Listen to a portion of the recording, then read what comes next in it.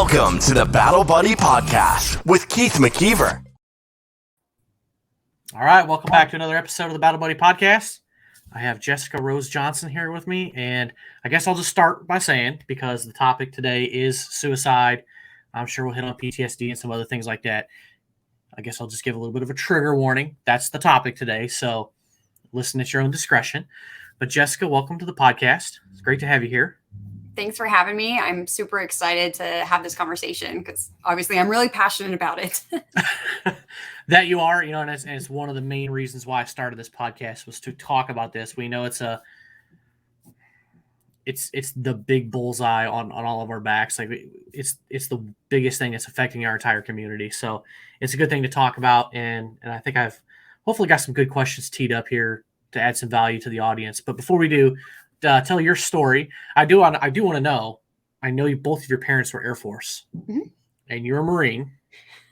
I hope you include that decision when you told them you were going to join the Corps. What their thoughts were on that? Yes. But go ahead and share your story. So I guess I can kind of lead with that in a sense. So yes, both my parents were Air Force. My dad comes from a long line of Navy, and when it came time, getting that teenage age, it wasn't, will I serve, will I not serve? It was what branch? Because to me, service is just a core. It's in my blood. I'm a daughter of the Revolutionary War, like literally lineage. My dad has traced back of all of our generations who have served in the military. So it's such an honor for me to continue that legacy. My brother did serve in the Marine Corps, and so did my uncle on my mother's side. So when it came to decision making, I was looking at the Navy, and my thoughts were kind of, like that's the family, grandpa, great grandpa, they all served in the Navy. And I was looking at more the medical side of things. So I was kind of toying. I was like, Marines are pretty cool too, right? And my dad begged me, like, please just talk to an Air Force recruiter. Like, please, just see what they have to say. Because my parents actually did not want any of us going into the military. They had their reasons, which I think a lot of us who have served can completely understand the reasons, right?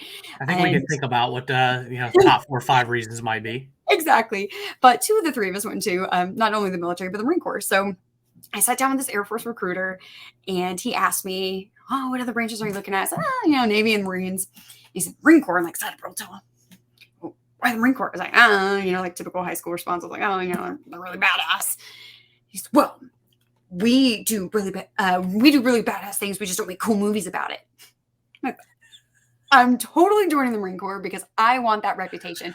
For the rest of my life, I want people to look at me and be like, damn, right? So I come home and I'm like, I'm joining the Marine Corps, and my dad's devastated. Completely dead. What? So he even called and complained about the recruiter, like, you did this to my baby girl, like, so upset. And I called and harassed my recruiter until they finally came out. Like, I don't think many guys have had to do that, or many people that I've actually talked with in general. But yeah, I was like, hey, I'm 17, chop, come over, sign the paperwork. I know how this routine goes. My brother did it. Like, let's go. So that was the start of my military journey, which has really led me to a lot of the advocacy work that I do today. A question I also get a lot is, what did you do in the Marine Corps? I was admin. Yes, probably one of the less sexy of that attitude of Marine Corps, right? Is admin. That is probably the least sexy Marine Corps job there could be.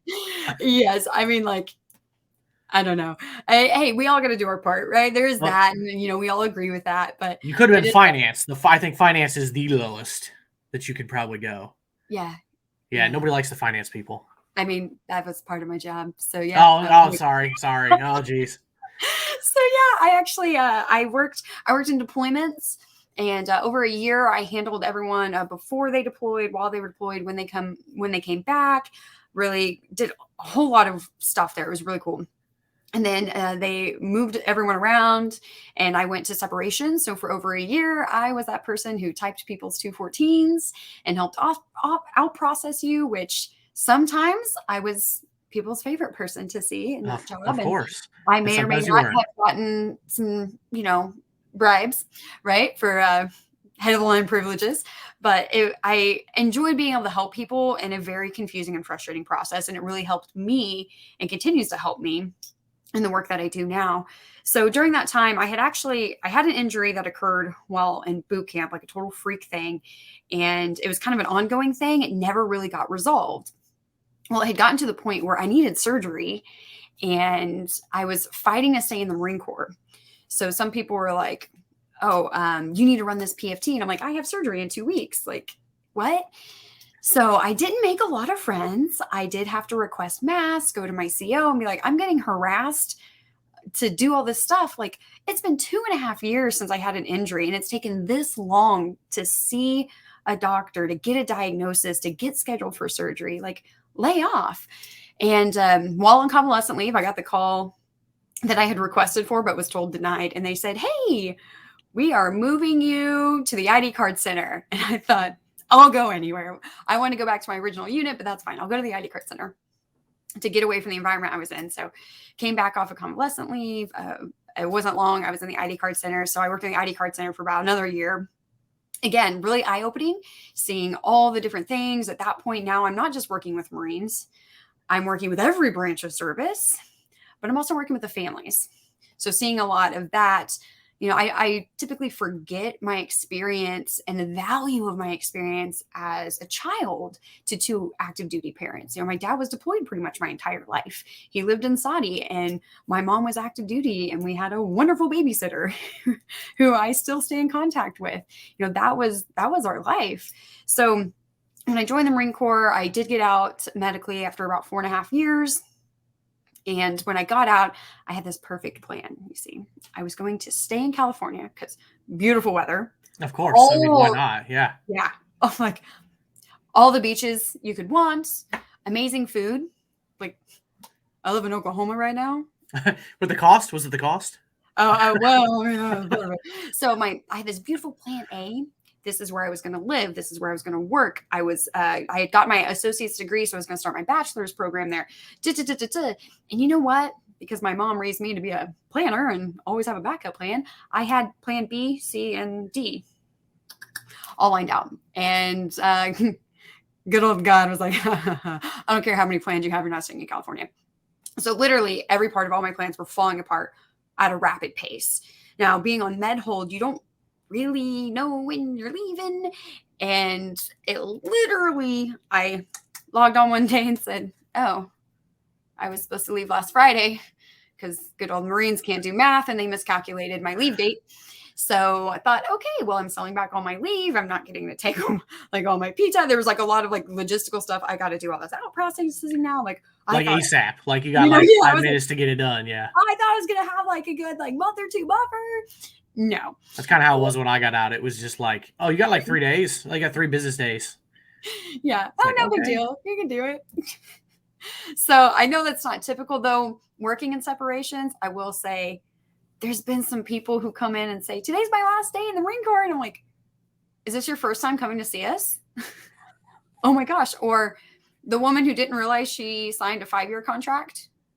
So here she is 4 years in, made all these plans to get out. And it's like, you still have another year. Oh, yeah. You get to be the bad guy. Like, she really didn't like you, did she? Yeah. I've been called the angel of death a few times because typically I have to deliver the bad news. And I don't know if my first section, I was the only female for quite some time. And maybe it's because I'm nice and I'm overly empathetic and compassionate, but I always seem to be the person who had to bear the bad news to people. On a bright note, you had to give good news. I mean, you were doing PTSD for the happy people. So you were an angel, just an angel to them, right? Yeah, dark angel or angel of death. So they weren't always thrilled in those cases. But so the majority of people know that, hey, I'm getting out. A few months before getting out, I should start making plans and figure out what that looks like and start, okay, this is what I got to do on the Marine Corps side of things. This is what I got to do on my own life type of things, like to get where I want to go, to be where I want to be. People who are medically discharged or administratively discharged, things like that. Like an administrative discharge, you can be out of the Marine Corps in less than 10 days. So pretty quick turnaround. And that's where I just kind of felt like, oh crap, like I already gave up my apartment, the place where I was going to live is falling through. This is falling through. This is falling through. This is falling through. Like, what am I going to do? So I was staying with a friend for a little bit. There was a life change for her, so I couldn't stay with her anymore. So I thought, okay, well, I went to go stay with this other friend, and that didn't work out. So next thing I know, I'm sleeping in my car. And I like to caveat this with, no, I wasn't broke. I wasn't broke as a joke. However, I just lost my income, right? So in my mind, I can't really afford to pay $150, $200 for a hotel. I got to be able to have money for a deposit on an apartment to, do all these other things. Like, I got to save where I can. So I will caveat it with that. It's not like my bank account was drained, but all my options fell apart. So I slept in my car for a few days and was trying to figure things out, like, oh, where I'm going to go, what I'm going to do. And I finally called my parents and said, I think it's time. I think I need to come home. And of course, they're like, yay! Oh, we're so sorry. Yay! So they were, oh, yeah, you're coming home. We'll come pick you up. We'll do this big road trip, which we did. We got to see some places in California that I didn't take the opportunity to do while I was stationed there. And did the whole Route 66. My mom and I laying on the ground, like, Route 66, look at us. We're cool. And so did all that. And I come home, and it's a couple weeks after Thanksgiving. It was that kind of time of year. And then I sit on the couch. And my mom had the big bucket of cheesy poofs for whatever reason. She just did okay. You don't need a reason for that. Thank you. I don't know how many people have said that. I don't think anyone has ever said that to me. Like, who doesn't have one? So I would use the excuse that, oh, I'm so used to California time. 8 o'clock here is really 6 a.m. there, as a reason why I was sleeping in. And then I would sit on the couch, cry my eyes out to Grey's Anatomy while my parents were at work eating the cheesy poofs, right? Then my parents would come home and we'd have dinner, and I went and talk, which by now I think people know that I'm a talker. So after a couple weeks of this, and then going to bed early, which my parents would try and, the time zone difference, right? Well, if it's 8 o'clock here, it's 6 p.m. here, ha ha ha. And I'm like, doesn't work that way. So my poor parents could see she's struggling, right? I had this whole identity crisis because it's like, who am I? What am I? And one of the biggest things I think is, as a society, we put so much value in what we do, not who we are. So that's one of the biggest challenges that I see amongst service members is when we transition. Yeah, we signed up for 4 years or whatever our contract is. And yeah, we're getting out at a time in which was expected or maybe not so expected, but there's still this big transition, right? I was a Marine. So anyone's like, oh, what do you do? Because that's like the first thing we ask. I'm like, oh, I'm a Marine. And then it's like, oh, reputation kicks in, right? Oh man, she's a badass. Oh, that's so awesome. And it's like, yeah, right? And now it's, I was a Marine. Okay. What am I now? Because we put all this worth in what we do, not who we are. So I'm going through this identity crisis, but not really realizing it. I mean, let's say I lost my home. I lost my friends. I lost the world I was involved in. And now I'm back in Oklahoma, where I thought I would never live again. Living at my parents' house, eating cheesy puffs. So a little bit of time had gone by, and my dad, I know he cringes, but I say that probably every time I tell this story too. I say that I love my parents, and this was completely out of love. It sounds super harsh, so there's my disclaimer going into this. Please don't send hate mail to my dad. They know me well enough. So one night we're sitting at the table and we're eating dinner, and my dad looks at me and he says, Rosebud, you're getting fat. But the thing is that when I tell that story, people instantly are like, your dad commented on your weight. That's not what it was about. That was a trigger for me. That was a trigger word for me. And that's what woke me up. And it wasn't like me gaining weight. I lost some muscle mass and maybe, exchange for a little fluff, but not enough, 5 pounds maybe, right? So it wasn't a weight thing. It was a lifestyle thing. It was a word that he knew would wake me up.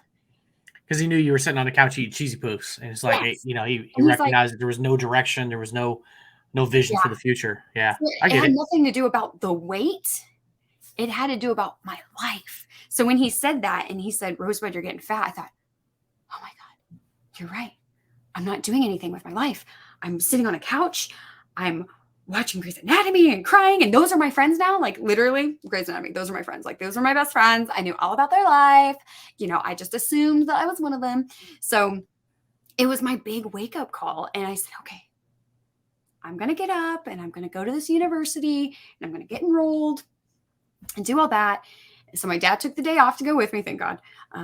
Fresh out of the Marine Corps, a little on the crazy side because I'm clearly depressed. Right. And I go into this school and this poor guy tells me the wrong thing because someone told him the wrong thing. Because that happens, policy things.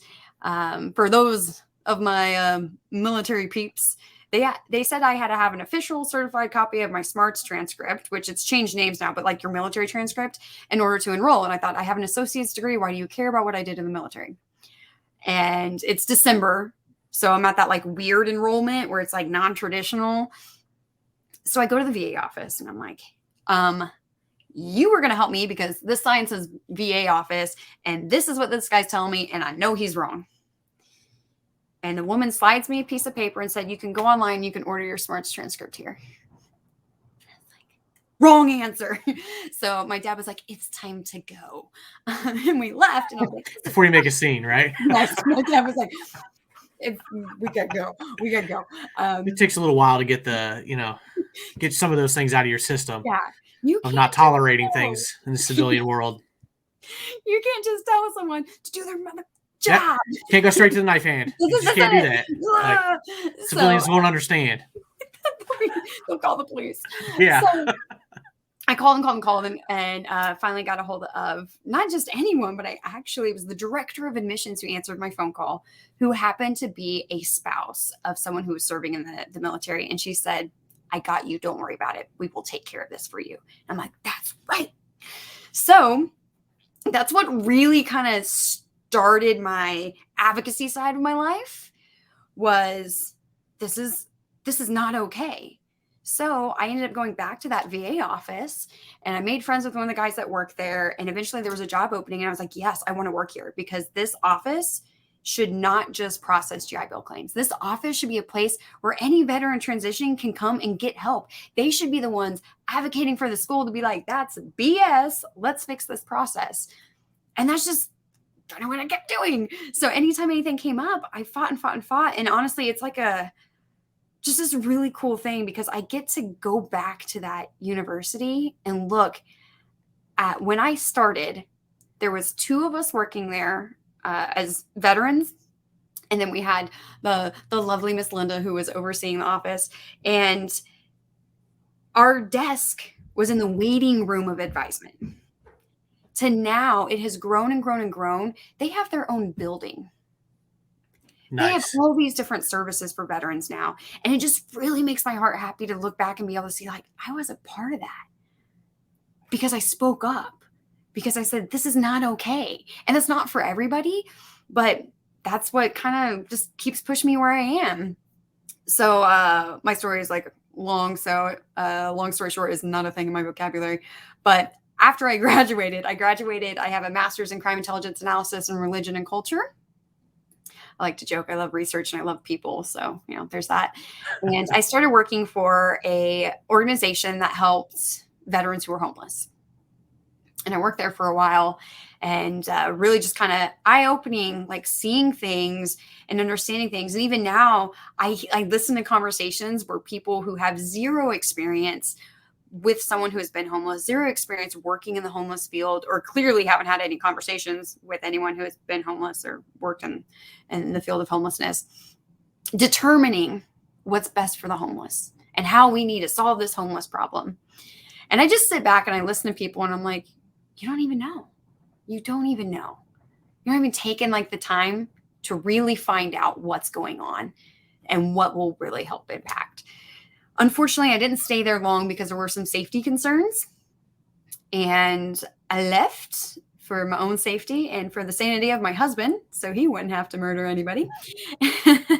And he finally said, no more. There's long distance relationships, but it's a little different if you're on the other side of a fence, right? Yeah. So I left that job, and while I was talking to someone I knew in another veteran organization about, kind of got to leave this job, she said, "Come work for me." And I just said, "Okay," because I jump at opportunities and I don't know how to say no. Still working on it. But I ended up becoming the suicide prevention program manager for the Oklahoma Army National Guard. No clue about suicide. I had, at the time, not known if I was affected by suicide in my life. And I just thought, going back to that, I love research and I love people. So what I'll do, I will research it. I ended up doing a mortality review on all the deaths that the Oklahoma National Guard had experienced to suicide once they started tracking suicide deaths. And I learned so much. One of the biggest things that I learned from all those deaths was the number one thing that they all had in common was loss of or fear of loss of significant relationship. Because we're meant. Doesn't surprise me. Yeah, like we talk about the brotherhood, right? The battle buddy, right? Having these connections, right? Well, my connection was Grey's Anatomy, and I had one other friend. Like, can't really leave her out, but really, when you're depressed and you're sitting on the couch and Grey's Anatomy is your best friend, like, you don't intend to get off the couch and eat something other than cheesy poofs and have friends outside of Grey's Anatomy. So that just really opened my eyes to how much we are disconnected and how much we don't see the value in relationships. So I went on, I worked there for a couple years. I got to speak to all kinds of different units, put out information, just again, diving into research. What are the data sets? What is the data? What are we doing with the data? Like all these different things, like how can we educate people, but then educate people to do something, right? I think you and I have talked about that. Like what do you do with the information? What can be done, right? So I worked there for a couple years, and I got the opportunity to transition to the Oklahoma Department of Mental Health and Substance Abuse Services and work on the opioid project, which at the time I was like overdose isn't my thing, suicide's my thing. But God in his shoving, the way I see it, that's just kind of a natural progression in some ways. I mean, some people their problems just lead to suicide. Other people, it leads to substance abuse, which either leads to death or suicide because of that. Yeah, there's definitely very related coping mechanisms, right?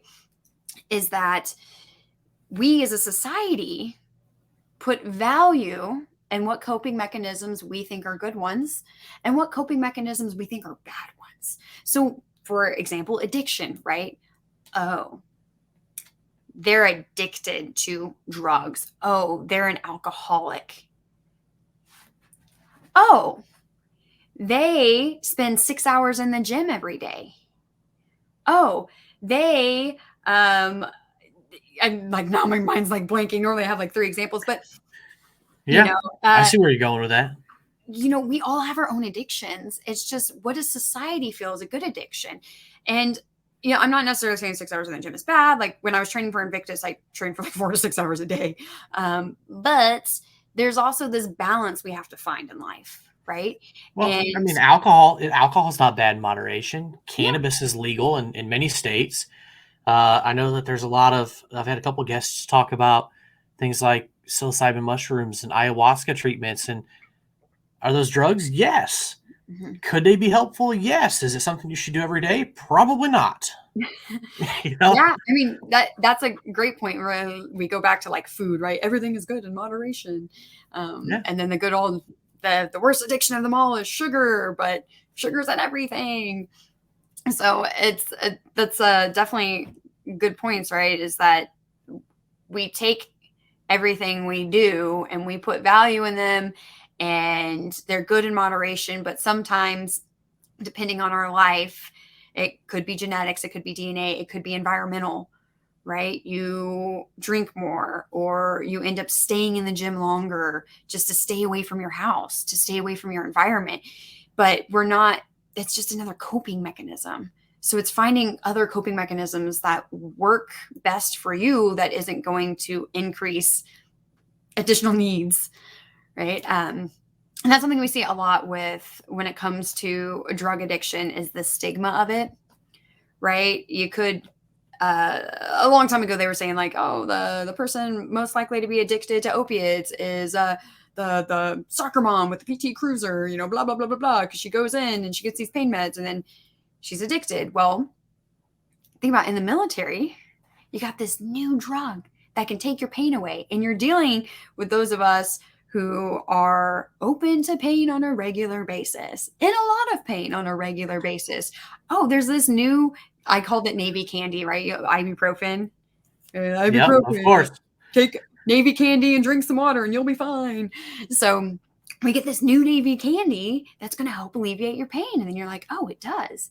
It does. It does. But we didn't really know the long-term effects of this.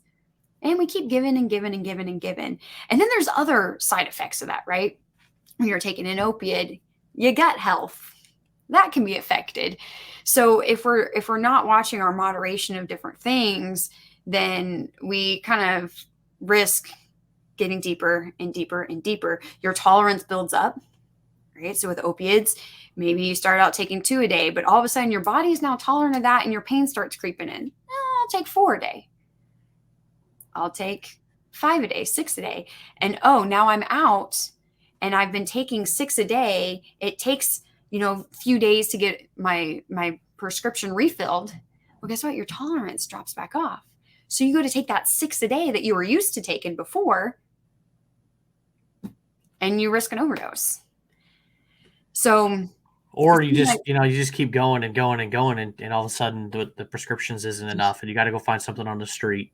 Yes. And I mean, I'm not an addiction expert, but I know with the opioid thing right now, fentanyl being laced in things is a huge problem. Yeah. And I don't know the specifics on that, on the science on that, but I know that you might be fined 9 times out of 10 using and have fentanyl in it, but that 10th time might be the last time.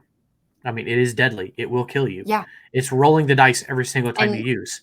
And we shouldn't punish people for having an addiction when they probably had something legitimate at first that, like you said, 1 or 2 ibuprofen, then 4, then 6, then 8. Now it's harder street drugs. And dirty think about needles and all kinds of other things that long this has been going on for decades, not just opiates, right? We've had drug problems in our country for decades, but all of a sudden, it's an issue and society cares about it. And it's an issue because, we're looking back and are we really saying, hey, we screwed up this whole time? And are we changing our stigma? Are we changing our messaging about addiction? Not completely, because there's still all these drugs. So you brought up a good example, street drugs, right? You may have gone to the doctor, have gotten a prescription, then taken more than prescribed. So you run out faster, your doctor's no longer prescribing them, whatever the case may be, you turn to street drugs. Same thing if someone goes to the doctor and they don't feel like the doctor's listening. I'm in pain. There's nothing wrong. Nothing comes up in your x-ray. How about an MRI? Or, pain meds. Or if they don't address it, what happens is if you're in that much pain, emotional or physical pain, we'll do anything to stop the pain, right? So if that means going to a source, going to whatever is on the streets for drugs, that also kind of ties back to suicide, right? Is that you have so much emotional pain that all you want to do is end the pain. So a lot of times people ask like, are you thinking of hurting yourself? You're thinking of ending the hurt because you're in that much pain, you'll do anything. So that's another issue that we have. If you're going for medical care or you're like, I can't afford medical care, I'm going to go to this street because my buddy takes this, or I heard that this helps, and I'm going to start taking it, that these drugs aren't regulated and you're taking a risk every time, but there's an underlying thing that got you to that point that's not being addressed. Yeah, you brought up something really interesting, the timeline, because drugs have been around for a long time. I mean, Coca-Cola had cocaine in it, for crying out loud. I try not to get political, but I will go just slight direction off course, is President Reagan and his war on drugs. That was how many years ago? Obviously, we're in the middle of an opioid epidemic right now. So that obviously has not worked. And that's as far as we'll go on that. But what was not looked at was how do we change our healthcare system to take care of people better? How do we change the stigma on mental health so people are getting taken care of? Because another thing you said was, you take your pills faster, right? You got a 30-day supply, you're done in 20. Mhm. So, I mean, I think there's a lot of veterans that will understand this. Let's say you've got an injury, a combat-related injury, Mhm. and you've got a prescription, you're 10 days into the month, and all of a sudden, let's just say it's an ankle, right? You roll your ankle again, and now it's not broken, not enough to really go to the emergency room for, but you call the VA. I guess I'll throw this right back at them. You call the VA, and they say it'll be 3 weeks before you get an appointment. Well, to try and deal with the pain so you can go about your life and take care of your wife, your husband, whatever, your kids, your Mhm. daily responsibilities, now you're doubling up. You get 20 days in, you're out. That's how those things really start. Is just Yeah. life events, not being able to get treatment on time, all these different factors. It's not just one factor. You don't wake up tomorrow and say, I'm just going to get addicted to X, Y, and Z today. Right. Like nobody goes into it saying like, oh, it'll be jolly fun to be addicted to cocaine and opiates and one day die from an overdose. Like that's not how that works. But I feel like there are some people who think that way. They think that you chose to be addicted to that. And it's like, did you really? Like, I honestly don't think that anyone has ever said, I want to be addicted to whatever. Yeah, Right. and people just ignore the fact that this is science. These are pills manufactured to interact with your brain and Hmm. pain receptors and nerves and stuff like that to block the pain. Yeah. And if you're Or in like, pain constantly, it's going to be really addictive if all of a sudden you don't have enough pills to continue that on. yeah. Like it's Yeah. a problem. And then you're going to look for other sources to help when there's so many. I call it the OG medicine, like the original medicine, right? And there's so many other ways that our body can heal itself. Yes, I'm not saying medication sucks and medication doesn't help, because there are circumstances where some people, yes, medication is right for them, but there's so many, naturopathic, holistic, OG medicine things like acupuncture. World of difference for so many people. I've personally benefited a lot from acupuncture. When I was competing at Invictus, and I don't know the name of it, so someone will probably like comment and be like, "Ah, it's called." They did like the piercings, like they're like these little gold things. They like piercing the ear with them. Like a pressure point kind of thing on Yeah, different so they'll like areas. stay in Okay. for a few days or whatever. Interesting. So yeah, I don't remember what they're called, but I'll tell you what, it is the only thing that has ever taken away my headache from a TBI. The only thing. And it was like magic. It literally felt like whoop, gone. Wow. And I I get think these every there's day, like, oh my gosh, this is amazing. there's something to be said for some of those, like you say, OG things. If you think about world history, every culture, every civilization that goes way back, they had their own ways of doing things, from Yeah. Native Americans to the ancient Chinese. I mean, these cultures still have these, uh, recipes passed down Yeah. through religion or through families or whatever, of like, oh, mix these 5 different ingredients together and drink this, and your cold goes away. Yeah. You know, There's all these like remedies, and our brains are so powerful. Like we can heal ourselves a lot of the times with even thought. Like you hear of manifesting, or I have probably like 15 sticky notes of things that I say to myself to just get me in a mindset. And that's so key and it's so important. Healing through diet. Like you said, the recipes, there's a book on my shelf that I haven't read. I'll be super real. I've read like a few pages, but the book itself is called Healing with Whole Foods. And it's been recommended to me by so many people because I was diagnosed with rheumatoid arthritis when I was like 21, 22, maybe somewhere in there. I don't quite remember. Early 20s. I was diagnosed with rheumatoid arthritis. And at this particular time, I was going through some test trial medications, which increased my migraines. Yay. And because of the medication I was on, I couldn't take certain other typical medications like Navy candy. And a guy said, hey, I had a big incident where I had a huge migraine and I was in the swimming pool and it was this whole hot mess. It was so embarrassing. But he said, you should look into this book. You should start looking at your diet because not all bodies are created equal. And I've done the food sensitivity test. I tell you what, I don't care what that food sensitivity test says. I cannot have egg yolks. We ruled that out the natural way. Once I cut egg yolks out, I was like, wow, my belly feels so much happier. So there's a lot of things like that too, is that all these ties from our gut to our brain, like our gut health, if we're taking care of our gut, we can better take care of our brain. And I find it really fascinating, and I don't have enough time to research and read everything because I want to know it all, you know? Yeah. I mean, there are certain things that, like I'm lactose intolerant. So like, I mean, I eat cheese, but to cut down on things, I drink almond milk. You know what I mean? So you give and take a little bit, so it's not as bad. Or like, I don't have to eat gluten-free, and I don't eat gluten-free. But one thing I realized after I kind of experimented a little bit was, if I eat less bread, then I feel better. And it's like, okay, all right. So you just got to find that like optimal mix of like, in a diet for you that works for your body. And that's a huge thing. Like when we're feeling bad and we're feeling tired and we're feeling run down, sometimes it's like a basic thing that we need is maybe we don't need sleep medication. Maybe we don't need pain pills. Maybe there's a vitamin that our body doesn't have and it desperately needs, because our diets are so jacked up. We eat a lot of crap as Americans, don't we? Commercial. I can't think of the name of the company, but they have like the fruit and veggie vitamins. And they say on that commercial, like, have you ever ate at a fast food restaurant? Have you ate at a fast food restaurant this week? What vegetables did you order from a fast food restaurant?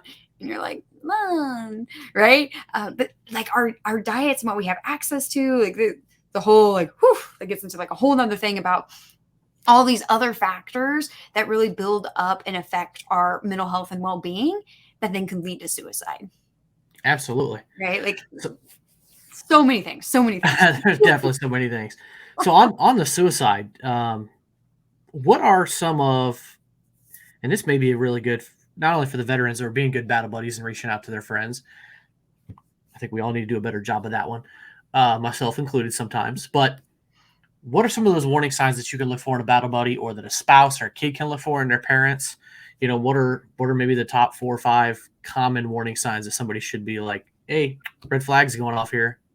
I always like to say, until Marvel comes at me, like, trust your spidey sense, right? The best protectors of suicide are often the people close at home, but sometimes we're too close at home to really notice. And something that I think gets missed a lot when we talk about the signs is people put on like barriers. Yes, there are some definite signs, but the one biggest thing is change in behavior. And I say that because a lot of the typical signs, like depression, right? Isolation, right? So me, I'm super extroverted. If I'm not going out and hanging with friends or texting or calling people back, people know my depression's kicking in. Or if I'm feeling like I'm just kind of isolating myself, my depression's kicking in. Those kind of things, like looking for stuff like that within yourself or with others if they're starting to withdraw. One of the other things is prized possessions, not really caring about them, even giving them away, making plans for the end without having, I say for my husband has brain cancer. So obviously we have conversations about end life stuff, right? But if it's like out of the blue, all of a sudden they're having all these conversations about end life, taking that opportunity. If they're giving away their stuff, asking them like, hey man, what's up here? You know, I thought you used to love that stapler. That was your favorite stapler. Good old, it's my stapler. Exactly. It's not red. It's purple. But yes. Like, what's up? Like, don't you still need your stapler? You're like, just asking. And maybe they come back and they say, oh, I found minimalism and it's amazing and it's great and you too should try it, right? Or that opens up the conversation to say, oh, I'm just not going to need it anymore, right? But if we're looking for those changes in behavior, that's super helpful. So that's why I say if you're closest, you can spot those changes in behavior, because it can also go the other way. So I mentioned earlier about people are in so much pain emotionally, they'll do anything to end the pain. So when people create a plan and they're like, I'm going to do it. I'm going to kill myself and that's what's going to end my pain. That sometimes you'll see an emotional the other direction, because now they're like, I get a plan. I'm finally going to end my pain. This is finally going to be over. And that's what they're focused on.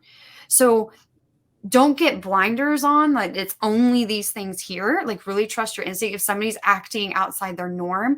But I feel like, and maybe it's just because I'm overly empathetic, that I feel like I can typically sense that a lot when people are depressed, or, like you just kind of feel the mood, feel the air, and asking and reaching out, just like you said, like we're all busy. We're all busy. We have 99 different things going on. But if we just reach out to one person a day, just texting them saying, hey, just checking in, haven't talked to you in a while, what's up? Or making time for a phone call to have, or taking the time for a random stranger, which is so simple, like holding the door open, letting them go in line of you first, smiling at them. I use the grocery store as an example because I'll never let. So grocery store, right? If I want to buy the tea that is in my mug and I'm not getting it on the online Blue store, if I'm going to the Blue store in person, right? There's someone who's got to put it on the shelf. So when I'm at the grocery store and they're stocking the shelves and they're like, oh, I'm sorry. I have literally ran into people who are damn near in tears.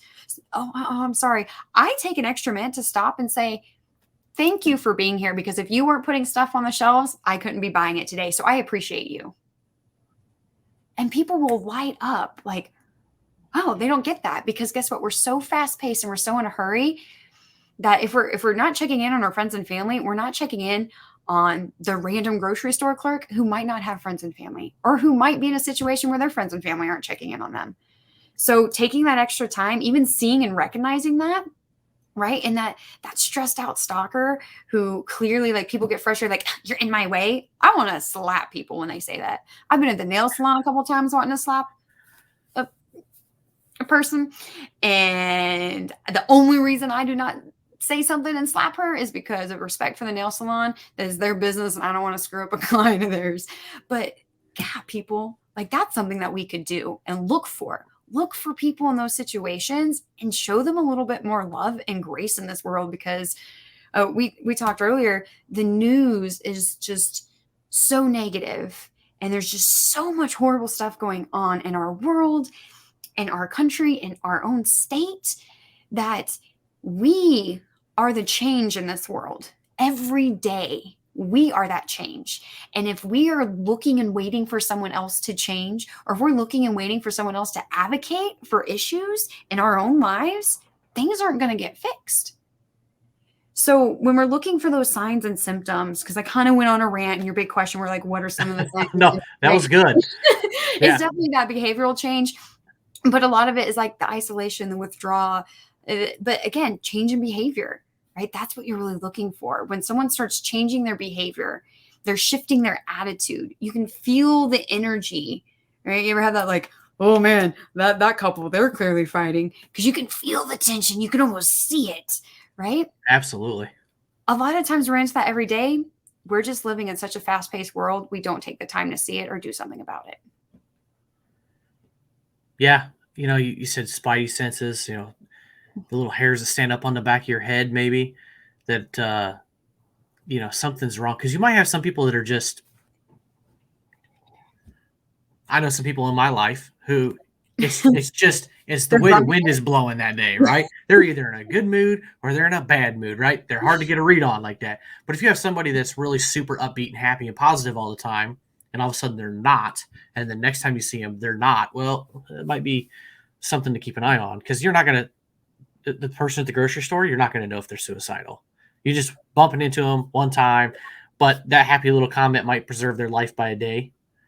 It's not going to turn things drastically around for them, but it might make them happy for a day or a few hours. Or you would be surprised at how many people who have texted me and said, your post, your comment, what you said the other day completely changed my life around. Like, I've gotten, like, it gives me chills that some of the people who have texted me saying that one thing that you did that I thought was not that big a deal saved their life. really? And these are people that have my phone number. Think of all the people I'm touching that don't even have my number to say, wow, what you did completely saved my life. Because sometimes it is that. Like, think of like when you're super angry and you're super worked up and you're like, just take some deep breaths, right? But if someone tells you, like, let's just take some deep breaths, what makes you feel better is punching them in the face. Let's be real about that. But what you'll notice is that simple act of like, just let me breathe it out. take some breaths. I'm imagine punching them in the face. And now I'm starting to get calmer. That sometimes it is just the simple little things. It's when you're feeling so alone in the world and you're going into the grocery store and someone holds the door open for you and says, oh, hey, here you go. Or whatever the case may be. You're like, oh, that person saw me. You could be the only person that has given them any attention that day. And speaking of attention, because I dropped that word, when we talk about suicide, I hear a lot where people are like, oh, they're just seeking attention or they just want attention. Well, let me slap you in the face. Yeah. We all need attention. As human beings, we aren't meant to live by ourselves in silos. We're meant to live in these communities. We're meant to interact with people. We're meant to have attention, right?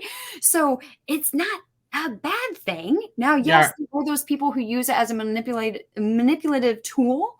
I'm not going to say that there's not, because I have experienced that personally in my life, but that's like the exception to the rule, right? That people need to be needed. They need to be wanted. They need to be a part of something. So simply holding the door can change the world. And I'll tell you another story, because I got 99 stories. I was having a pretty rough day. My husband, like I had mentioned, has brain cancer. He had a big dip in health, wasn't doing well, literally was thinking, holy hell, every day is his last day this week. Like, he may not wake up in the morning bad. Got some medication. It was an emergency medication situation. Sent it to this pharmacy. This pharmacy doesn't have it. I got to find another pharmacy who has it. Dealing with all this stuff. There was some family drama going on, and I'm in the car at the pharmacy, and I'm just frustrated. And I was on the phone, and about this time they fill the medication, and I said, "Hey, I need the thing to give you my card to pay." And the woman said, "Hold on a second. This is so weird. Like, normally I would have already paid by now. Like, they actually gave me my meds and I haven't paid yet." And the woman came back on the phone and she said, "The car ahead of you paid for you. And I was told to tell you Merry Christmas and good luck to you and your husband." Like, I'll be real. That copay for that medication was like $6. It felt like $6 million. First of all, that person had no clue how much they were about to swipe their card for, as I'm talking about my husband dying from cancer, but that small act of kindness changed my entire mood. It recentered me. And I thought, God, I'm so grateful. I'm so grateful for humanity. I'm so grateful for this opportunity in my life. And I'm not saying that to say you should be grateful about everything in your life, because sometimes life sucks. Vent it out, cry it out, whatever you got to do, right? But in that moment, that small act that person did for me, I'm still talking about to this day. Every time I go to that pharmacy, I think of that kindness that person showed me. That whopping $6, that is $6 million on my heart. That we have no clue, those little things that we do throughout the day, that paying it forward, the buying the coffee for the car behind you situation, right? How much it can totally change someone's life around. So I say that because, like I said, I've been blessed for people to be willing to tell me these stories, to be willing to text me and say, "Man, I was at my lowest, but your post came across my feed, or you text me to check in on me, and it just shifted my gears." Because a lot of the times, most suicides, people don't plan them and wait a week or 2 weeks. It's normally you have those thoughts, you make that plan, you act on them. It's a very short time frame. And I say that because a life goal of mine is to actually remember those statistics. But of all the statistics this brain retains, those ones I don't, and I don't want to misquote them. But a very, very high percentage of suicides occur a very, very short percentage after thoughts. So something so small and so simple can shift somebody, and they can go on and live a healthy life. They can go on and say, "You know what? I need to seek help. I need to find other coping skills because what I'm doing isn't working. Let me find something that does work for me, that works for my brain, that works for my body, that's going to help me live a happy, thriving life." That's awesome. I hadn't really thought about, just the potential impact on just a little thing. It's like As you're saying it, I'm sitting here thinking of like the post office here in town. There's times I go up there. There's a lot of elderly people come in. Almost always seems like it's elderly people coming in and out. But yeah, maybe it's just me. I don't know. But I just like to hold the door open for people. It's just the nice thing to do. And, I just got to thinking, I was like, I've had a lot of people just, well, not in the last 2 years with masks on, but before that, a lot of people would just be like, they would just give you a head nod, maybe a wink. The old ladies being, oh, thank you, sweetie. You're so nice. Just little things like that. It's like, yeah, it's just, I got to open the door myself anyway. Yeah. Might as well hold it for an extra 10 seconds, 20 seconds and let them out, and I never really thought about the impact of that. But, yeah, that was good on those warning signs, because I think you got to pay attention to it. Just if it doesn't seem right, ask a question. That leads into my next two questions, because I'm curious on this, and I want to take this a do route and a don't route. What should somebody do if they have suspicions, and what shouldn't they do?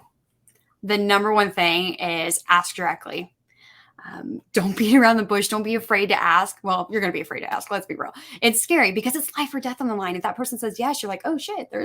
Yeah, like you're kind of afraid of the answer being yes. Yes. Yeah. But I've talked to chief of psychologies at departments. I've trained crisis centers, and they all say the same thing, that there's still this, like, when I ask, there could be a yes on the other side. But this goes back to what I said earlier, right? Is if you say, oh, are you thinking of hurting yourself? Remember, ending pain. Ask directly, are you thinking of suicide? Don't say, you're not thinking of suicide, are you? Because I think we understand, right? There's so much stigma and manipulation in statements like that. Like, you're not going to do this, are you? So ask directly, hey, are you thinking about suicide? And don't be scared. I had a really rough time a few years back, and I was sharing with a colleague, like, all this stuff going on. And I could tell he was starting to, like, really worry about me. And I thought, oh, this is great. I'm going to keep talking to him, and I'm going to get him to ask me if I'm thinking about suicide. I wasn't, but I just, like, I really want to empower him to ask. And he did. And I was like, no, I'm not, but I'm so happy you asked, because I just got really excited, because it's something that, I talk about, right? But that's the thing, is, like, if somebody gets mad at you for that, honestly, hey, fuck them that you cared enough to ask them if they were okay. So ask directly, are you thinking about suicide? And if they say no, chances are they'll do something like, oh, no, I'm just having a bad day. Right? And you can just tell them, hey, typically people who start isolating, who stop texting me back, or start kind of lowering their mood a bit. Yeah, I just worry about people, because sometimes that leads to thoughts of suicide. So I just want you to know that if you're thinking about suicide, I'm here for you. Let's talk. Because what that also does is that opens the door for future conversations if the person ever gets to that place. And they're like, oh, that's awesome. I can talk to this person about it, right? But again, somebody cares too. Yeah. If they're not at that point, if they do get to that point, they might be like, oh, you know what? Somebody does care about me. Jessica Rose asked me, 6 months ago. And so I know she cares. Yeah. And having that caring person, that leads to another don't that I recommend is don't relate, validate. Because a lot of the times what happens is you may be the only person who has opened that door to communicate. I would say 99.9% of the interventions that I've done, someone just needed to tell their story and get it off their chest. I had this poor guy who told me the worst story I've ever heard in my life up until this point. And I just said, man, that really fucking sucks. And he said, yes, it does. And I was kind of shocked, because I'm over here like, oh, I got nothing to respond right now. I'm just in shock what this guy has shared with me. And then the guy shared with me, he said, everyone else I've talked to blames me for it. What? He said, yeah. All of my friends and family are like, well, you shouldn't have done this. You shouldn't have done that. If you would have done what I told you to do. All he needed was for somebody to validate, dude, your life fucking sucks right now, man. I'm here to listen. Like, what can I do? Can I take you for coffee? But a lot of times what we do, going back to this, like, tribal, not living in silos, we try so hard to relate, to make a connection, that sometimes that's actually breaking the connection. So if we can validate the pain and we can say, man, this sucks. What can I do for you? Can we go for coffee? Do you want to go for a walk?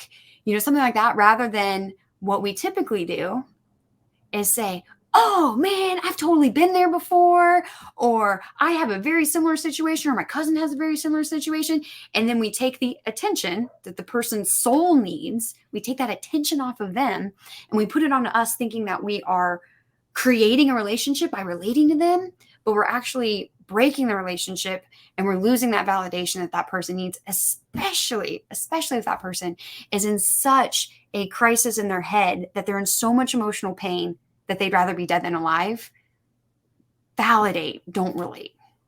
So ask directly, validate, don't relate are kind of my two biggest things that I want people to learn and take in and retain from all of the randomness that I have talked about. You've almost got me speechless over here. That's not good for a podcaster, but like I'm almost to the point of like fist pumping and like, yeah, that's I mean, it makes too much sense.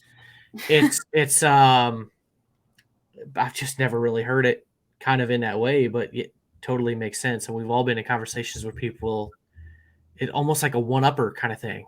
Yeah. It's like, oh, it's okay. I've been there. Like, yes. Like, oh, yeah, my house burnt down and I lost my dog and my spouse left me and I got fired from my job. And like, that all happened to me in 1 week too. Oh, like, I like, sure it did. People are like, oh, I had the exact same surgery as you. And I'm like, no, you didn't. I have an extremely rare case. And I had some pretty intense complications that there's some legality issues that even came into play. You have no clue. Like, no, you do not have the same situation. Or, I say this lovingly because as a caregiver now, I find myself advocating for a lot for that family piece of the military, right? My husband was Navy. I don't think I actually said that yet, but my husband's Navy and really helping caretake for him while he's going through his second round with brain cancer. It's funny how everyone will come out of the woodwork that my so-and-so or so-and-so, they also have this cancer and this and this and that. I tell you what, for the first time today, I said this out loud. And it felt good to say it out loud, so I'm going to say it again. That brain cancer, my experience, so feel free to hate me or debate me, brain cancer is the worst cancer. And the reason for that is it's not just the chemo. It's not just my loved one's dying. He has this health issue, all the medical appointments. It's the fact that it deals with the brain. And as we're talking about these mental health crises, right? And we get so overwhelmed, we change, like, we know what it's like when we have PTSD and how our brain can change like that, right? Same thing with brain cancer and the swelling. There's changes and ability to do basic life things like communicate and have a conversation is affected.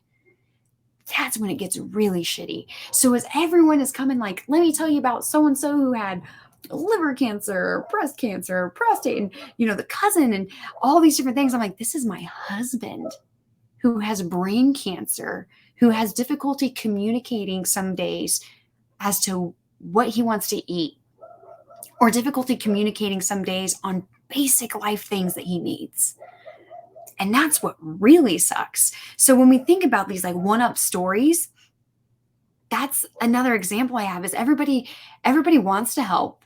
And by no means do I think anybody is maliciously like, let me tell you about my aunt's cousin's dog's story of their cancer, right? I think it goes back to that we're trying to relate, because cancer, like suicide, is one of those like uncomfortable, awkward words and things you don't really want to deal with and you want to avoid, but it's part of life. So as much as all this advice is coming in, I'm also taking that cap on like, nobody is giving me this advice maliciously or being mean, but it's also not helpful because they haven't been in my shoes. They don't understand my situation, right? And a little mentally draining to have somebody do those kind of things. Yeah. Because I can't relate to your situation. People can't relate to my situation. And I don't think I've ever said this on the podcast. My father died of cancer when I was 16. And I remember that as a kid, people coming up, and I remember things like that, or like people just don't know what to say when somebody has cancer or when they pass away from it or whatever. And it's just like, so fucking awkward sometimes. Yeah. And you say And you're that. like, how do you know? Like, are you a 16-year-old boy who's, like, no, like, if, I remember people coming up to me and they'd be like, oh, it'll be okay. And it's like, you were 55 when you lost your father. I'm 16. Yeah. Your father was probably there for you for graduation and your first girlfriend and for your wedding and to see your grandkids. And it's like, you just can't relate. It's not apples to apples, it's apples to oranges. Just Yeah. like we all have different fingerprints, we all have different lives, different situations. Like no two things are the same. Well, I appreciate you willing to share that with me, the world at this point. My stepson is 16. And as you're saying that in my mind, I'm just thinking like, fuck yeah, like my experience with this is different than his experience with this even.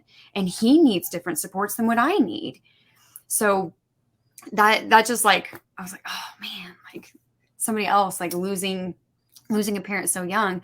I'm blessed. Both my parents are still alive. So you're right. Like we all, and that's something else I talk about too, is like walking on the street, you have no clue what somebody is battling. I was in a meeting a week ago and I was talking about issues with a caregiver supports. And this also kind of ties in like mental health, how we use HIPAA so much that we're actually handicapping our support systems, that we're not including the families and the caregivers, and physical health, definitely not mental health. And that's some of the biggest, strongest things that we need to recover, right? Is that family support piece. So I was talking about this in a meeting about some of the barriers and complications with caregiver supports and the lack thereof. And, I said, oh, my husband has brain cancer for the second time. And some people in the room who knew me were like, I had no clue. I had no clue you've been dealing with that. I'm so sorry. They were shocked because every day we all have our own life. We have our own battles that we are battling, and we step outside our house or we answer that phone call and we have no clue what's going on the other line or in that person's life. So really trying to live our lives with more grace and understanding for other people. I mean, I'm sure that you have tons of things that you experience in your life that change how you function and experience other things in life. Right? Absolutely. Everybody does. Yeah. Your entire environment from the day you're born shapes exactly who you are in this moment. And this moment will shape how you are in the next. I like to think that there's learned traits and then there's taught traits. There's those traits that we are told and taught, and like this is how you do this and that. But then there's those learned ones that come from our experiences. We learn them through experiences. We learn them through seeing, we have this bad experience here, which shapes how we view things in the future. Or, like with my husband's health, it shapes how I view and interpret things, right? My own health, like all these pieces, it really shapes how we interpret with other individuals and how we live and move about our lives. And that's one thing when it comes to mental health that so many times people don't take that into consideration. Like, oh, that guy's a dick, or, oh, she's being a bitch. You have no clue what she's battling. And I feel so bad. So another story time. I was at the DMV and I was getting my husband's handicap pass. Super embarrassing, but I'm going to tell it because it's really funny. There's a counter where it's like, oh, handicap pass is here. So you're not like waiting in line forever and a day at the DMV. So I'm there and I kind of peek in. I don't see anybody, but there's a bell that says, ring for service. But I'll wait a few minutes and someone will walk up. So someone walks by and I'm like, oh, hey, like, okay, they saw me. They'll come back. A few minutes goes by. Oh, maybe they were the wrong person. Okay. So now by this time there's a woman behind me. And I guess it's time I ring the bell.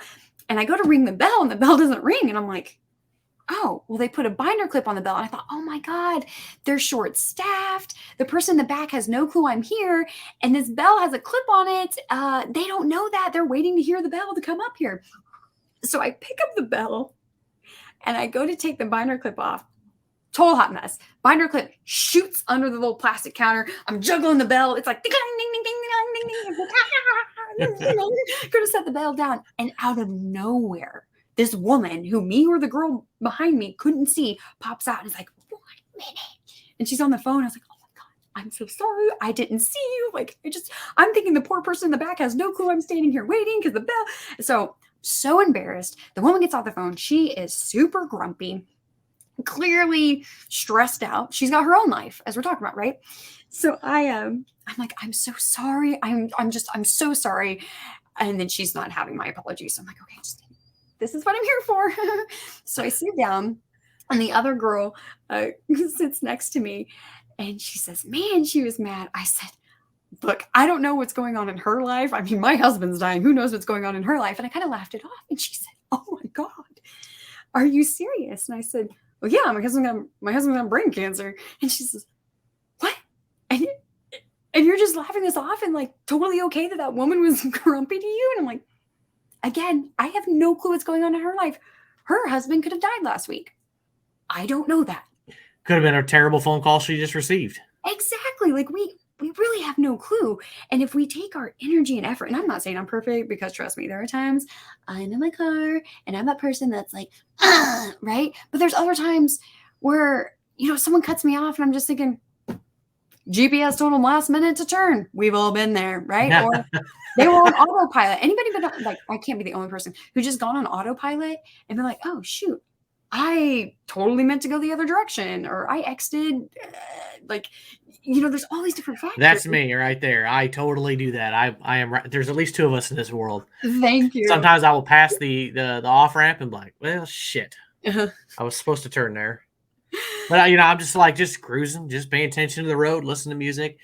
Sometimes hands-free Bluetooth talking, by the way, nobody, but just having a conversation with somebody through Bluetooth as you're driving and paying attention, like you don't see that. I actually happened to me last week. I had to go like 10 miles out of my way. There was like not another exit for I think 4.5, 5 miles. Yeah. I was not happy when I realized what I had passed.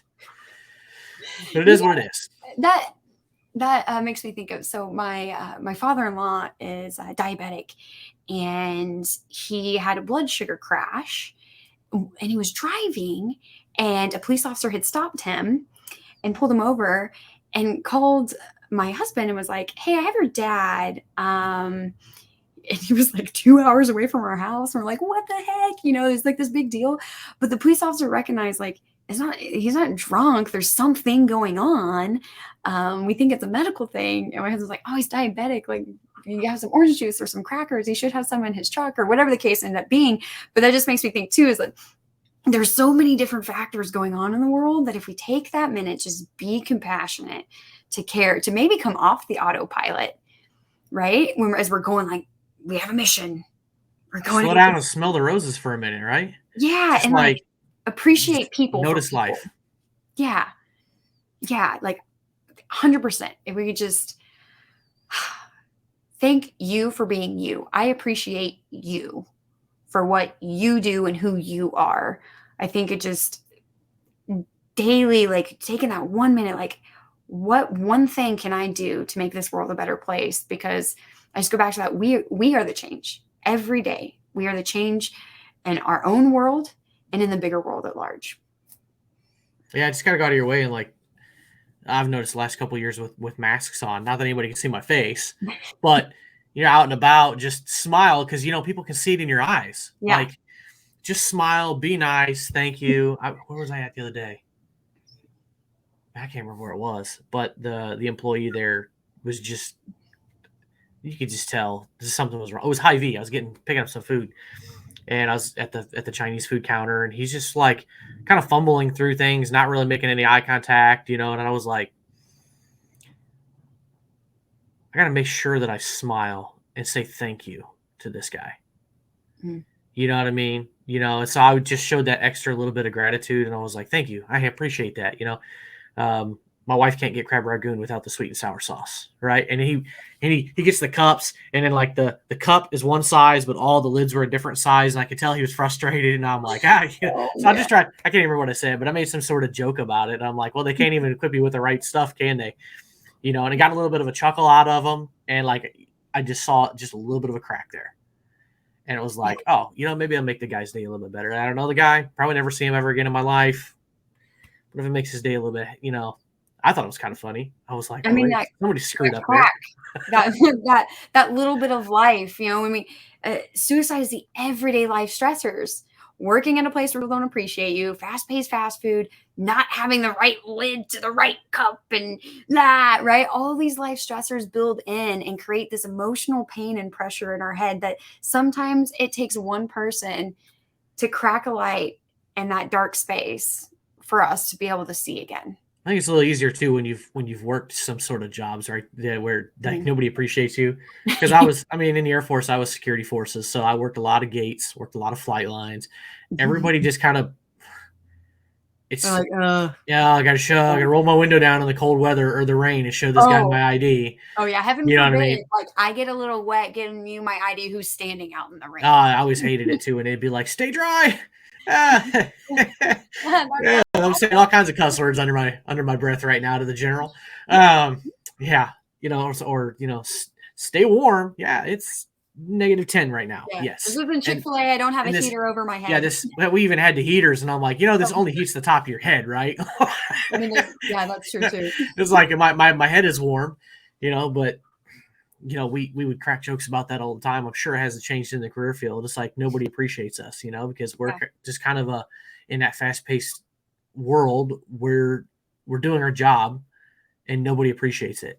And then every now and then somebody would come up and, I mean, we'd have people like just give us cookies sometimes, or the chaplain would roll up and as he'd be going out, or he would swing by and he would say, "How many people you got working today?" There's 4 of us up here. Okay. And he'd come back later with like a dozen donuts and be like, "Well, by my math, there's a couple of in here for each of you, and maybe call your flight chief and give him one too," and it was just like, "Oh, thanks." Or they, he'd bring some hot chocolate up there for everybody. It's like, appreciate it. Just made my day a little bit better today. Yeah. That little bit, that little bit could save a life. And in the US, we lose over 300 people a day when you combine suicide and overdoses together. And the reason I advocate for that piece, which I haven't talked about today, is that most overdoses aren't ruled suicides. So in most states, in order for an overdose to be ruled as suicide, there had to have been a note because of intent. Oh, we can't prove intent. Wow. So I just thought about it like that. Yeah. That makes sense. So what happens is we take the data that we have. So the called suicides, right? The ones that are actually ruled suicide. And we say, of these are all like, these are the means that people die from. So we need to focus all of our efforts on this, but we're missing this critical piece over here. So like with suicides in the US, we lose 133 people a day on average, right? Averaging it out. So you can like, right? Overdoses in the US, 194. But of those overdoses, we don't really know which ones of those were suicides. And depending on your viewpoint, that's a whole nother conversation I could talk a whole hour about. But there's a lot of data you'll never get there either. Just like I wanted to throw that little tidbit in there as to why I put them together is because those are lives that we could save with everyday actions, taking that extra bit of time and talking to our friends. If they're like, "Oh, I'm in so much pain. Hey, have you tried this over here? Have you tried this? This worked for me," whatever the case may be, because over 300 lives a day in the US. Now we really want to paint the pictures where we're talking about battle buddies here, right?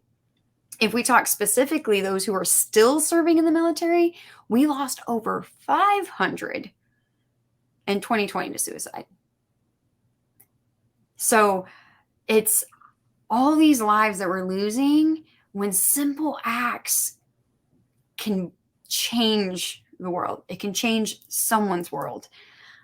One of the text messages that I got from someone, I'll never forget, because it was literally like, "Ooh, like that's some of my verbiage and you don't even know." They said, "Hey, it's so-and-so. I know we haven't talked in a few months.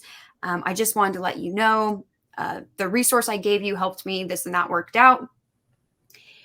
You may not be able to change the whole world, but you changed my entire world." And I was like, oh my gosh, like that just like, there's so much now what I do is, I work for myself. I have my own company because I'm just trying to advocate. I'm trying to do my part.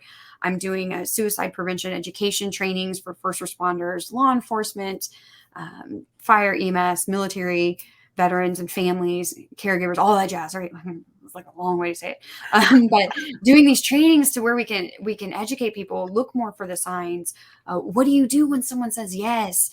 And just empowering the everyday human being to be a human and save lives through simple acts of kindness. Yeah, just communicating, just talking to people. Absolutely. Now you kind of mentioned on the training, you've got a couple of different training things that you do. One of them is your first level is kind of start. Is that right?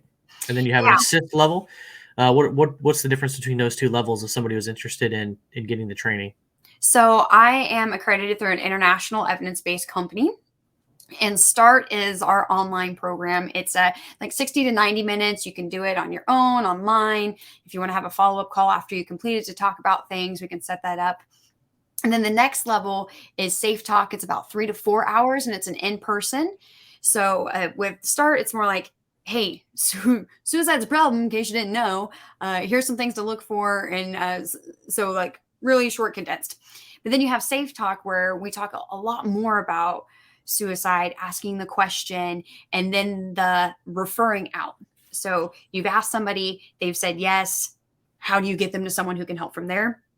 And then my real like the next level training, which is my favorite, is Assist. It's applied suicide intervention skills training. It is 2 8-hour days that will change your life, where I like to say it like we literally take someone who knew nothing about suicide and empower them and teach them and train them to be able to not only ask someone if they're thinking about suicide, but after someone says yes, being able to help calm them down and then get them to lifelong supports. So kind of being that person that actually helps create a safety plan, helps get them safe in that moment to then get them to the further care that they may need. So those are 3, like I said, it's an international evidence-based company. I absolutely love them, obviously, because I teach their trainings, and Assist is my favorite, but I understand it is a time commitment because it's 2 8-hour days. And this is taught all over the world. It's taught in like 36 languages. I currently only teach it in 1. What? Oh, you got to expand operations there. Well, challenge yourself.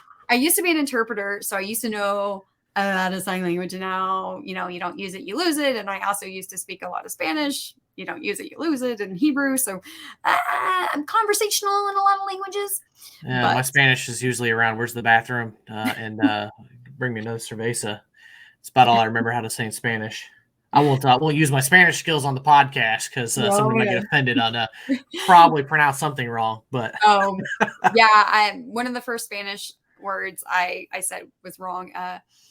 I meant to say was it poquito for little, but I said moquito, which apparently means like booger or something like that.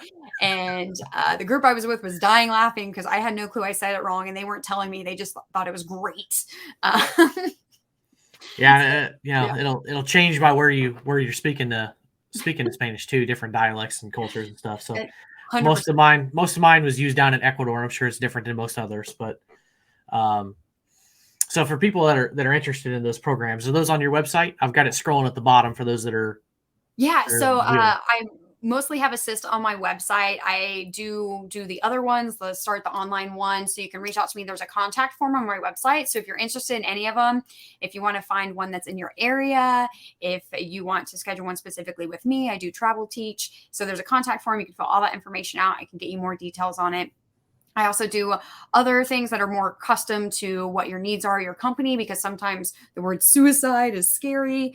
So I write for a magazine that I can't say the word suicide in the title because the magazine considers it a trigger word. So all the articles that I've written for a lot of magazines, I just call it the big S. So really starting that conversation. So if that's something, if your organization or your company wants to talk about mental health, but think like suicide is too much, I have some other talks that I do as well to start that conversation about mental health and be able to move forward and improve workplace environments for mental health. Awesome. Yeah, it's time we talk more freely about mental health and suicide and all these other mentally health related things, from schizophrenia and bipolar, PTSD and TBI and all these different things that can affect the brain. It's time that we be more open about these kind of things. So that's why I love this topic. And that's why when we first started talking, I was like, slam dunk, I got to have her on, because this is the, like I said earlier, it's like the one bullseye on veterans that a lot of civilians don't really know us or understand us, but they know now, I think, through awareness. Not that I'm a fan of doing 22 push-ups. All it does is make awareness and maybe make you sore, maybe build some muscle. There's a soapbox for me. I think it has had an effect on letting the general population of the United States, aware that there is a problem with suicide among veterans, and that's a good first step. It doesn't do much to change that number from to 21 or to 20 or any number below that, but we'll get there in baby steps. So I like to think of the Cheshire Cat. He says, we're all mad here, right? So when we think of like, that person's crazy, we're all crazy. We're just our own kind of crazy. And we cope with it and we handle it in a different way. So really just having those conversations. There's so many conversations that we stigmatize. For what? Oh, it's so much energy, right? The more we make something taboo, the more it becomes a problem. You know what I've always said? What is normal? Yeah, there is. I'm not normal. There is no normal. Like, we are all unique. We are all our own fingerprints. I love that comparison you made earlier. Yep, absolutely. So since we're on this topic of suicide, I will say, first of all, thank you for being here. But for those that are reaching out, I'll play the ending screen here in a minute as we wrap up. The National Suicide Hotline number is on that. And I always play that at the end of the episode. So, if you happen to be having those thoughts, that is another resource that's out there. So make sure you call. You can text. I believe I have the text number on there as well. At this point, I should probably remember that off the top of my head. Isn't it funny? Talking about the brain, there's certain things that just never stick in the brain. And spoiler alert, there's actually a 3-digit number that has been approved that is going to be implemented very soon. So some states are rolling out this new 3-digit number within the next 6 months. So really excited for that. Another thing is a 211. So your local, it's like in between 911 and 411, that they can help you find resources. So you can call them and you can even talk to them. Like I said, talk it out. I totally advocate for it. Even if you are not in crisis, I would say call the crisis line so you know what it sounds like, you know what it feels like while you're in a calmer state, so you can help yourself, a loved one, or a friend when they are in crisis. Ask your crisis center, hey, what kind of resources? What do you offer? How does a conversation go like this? And how can you be an advocate for the crisis line number for other people? So it's a great, what do you call it? Unbiased, right? Unbiased opinion. If you ever need to call and just get something off your chest, to talk it out, to reduce your anxiety, reduce your stress and your feelings of overwhelmingness. Yeah, and don't forget that I know your website is, my website is, they're resources, just one of many. I've got a page on there about mental health. I'm trying to always add to it. So I will put it out there to anybody who's listening or watching in the future. Go to my website, battlebuddypodcast.net. Go to it, find that. Let me know if there's something I'm missing on there, because it literally is a resource for everybody. I want to have the best resources I can on there to help people. So if you're aware of something and I'm not, please bring it to my attention. Please, please, please, because it's not about me. It's about finding that other person that helps, and you never know who it's going to be or when it's going to be. So resources are like flavors of ice cream. You just got to find the one that's your flavor. Absolutely. And there's a ton of them out there. And I know right now I'll be flat out honest. My website, when it comes to those resources, is probably chocolate, vanilla, and strawberry at this point, right? There's other resources out there. There's, mint chocolate chip and Rocky Road and all those other moose tracks. I'm not a big ice cream fan. That's probably as far as I could stretch that. Yeah, I'm not a mint chocolate chip person. So I was going to make that joke myself. Neither am I. But, I think everybody gets the point of, like, there's a lot of different resources out there. There's nonprofits, there's advocacy groups. They're out there, right? There's a ton of great content on it. So, but once again, I appreciate you being here, and look forward to taking some of that training myself. I think I'm going to do that START thing. I think every veteran out there, that will be my challenge to everybody, is educate yourself in some way, shape, or form. Whether or not you want to take a training or pay for a training or whatever, at least educate yourself. Yeah, there's so many options there, and never know when a battle buddy will need you. Yeah, thank you so much for having me on. Thank you so much for this podcast, being able to have conversations with various topics that, really helping people. I'm sure that you've helped change a lot of lives in every episode, and you'll just never know the ripple effect that you've made. So thank you for having me and for what you do with this podcast. Thank you. Thank you.